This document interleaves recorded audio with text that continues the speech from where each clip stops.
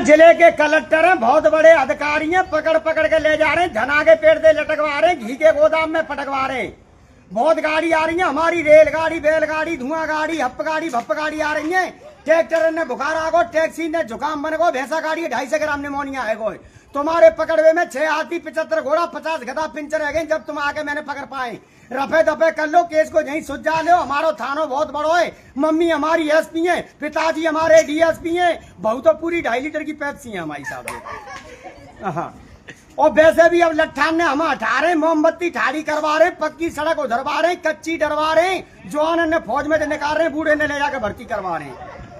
हमारी बैंक चल रही है, लेवा बैंक, देवा बैंक, फोकट बैंक, ढक्का बैंक, नस्ल बैंक, कंगाल बैंक, मिर्च बैंक, प्याज बैंक, लहसुन बैंक, धतूरा बैंक, बहुत सारी बैंक है हमारे पास में। हमारी बैंक को नंबर है 056 नोकिया, और आलू खा के खेत में जाके पौंकिया, नंबर लगा दी करो हमारे पास में।